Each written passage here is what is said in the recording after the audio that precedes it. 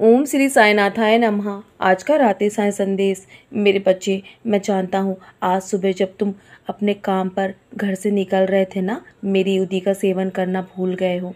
लेकिन मेरे बच्चे, मैं सदैव कहता हूँ कि घर से निकलने से पहले मेरी युति का सेवन अपने माथे पर टीका अवश्य करो और उसका सेवन भी करो जल में डालकर। तुम्हारे जीवन पर जो भी नकारात्मकता आने वाली होगी ना, वो आने से पहले टल जाएगी। और आज तुम्हारे जीवन पर बहुत बड़ा संकट छाया था, लेकिन मेरे होते हुए तुम्हें कुछ भी नहीं हो सकता मेरे बच्चे। तुम आज बहुत बहुत बहुत बचे हो ना, मैं जानता हूँ। बहुत बड़ा संकट मैंने टाल दिया तुम्हारे ऊपर से। बस मैं हमेशा तुम पर अपनी ऐसे ही कृपा बनाए रखूँगा और मेरे होते हुए तुम्हारा बाल भी बांका नहीं हो सकता।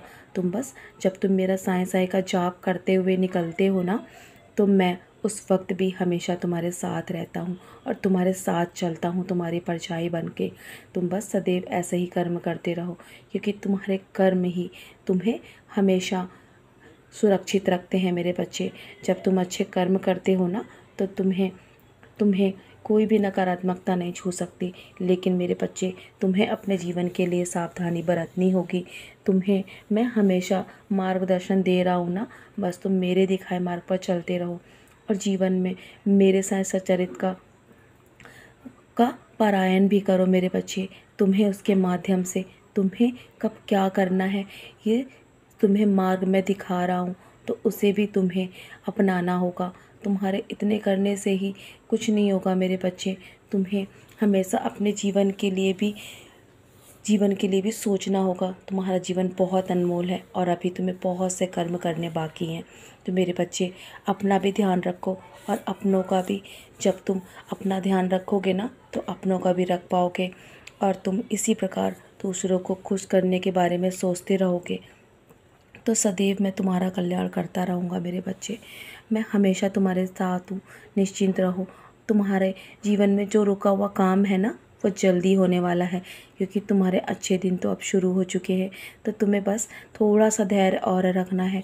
तुम्हारे समय पर अगर वो काम नहीं हो रहा है ना, तो तुम बस इसी प्रकार सबूरी बनाए रखो। मेरे समय पर भरोसा करो, जल्दी वो काम भी तुम्हारा बन जाएगा। और तुम आज कुछ मन में सोच रहे थे ना मेरे बारे में, कि मैं तुम्हारे जीवन के लिए चिंतित हूँ भी या नहीं, मैं कुछ देख रहा हूँ या नहीं। मेरे बच्चे, मैं सदैव अपनी दृष्टि तुम पर बनाए रखता हूँ। तो तुम ये कैसे अपने मन में सोच सकते हो? मेरे प्रति बिल्कुल भी अपने मन में संशय मत रखो, क्योंकि जब मैं एक बार अपने भक्त के जीवन में आ जाता हूँ ना, तो सदैव उसके साथ रहता हूँ। तुम निश्चिंत रहो, मैं हमेशा तुम्हारे साथ रहूँगा मेरे बच्चे, और हर पल तुम्हारी रक्षा कर रहा हूँ, तुम्हारे परिवार की भी रक्षा कर रहा हूँ।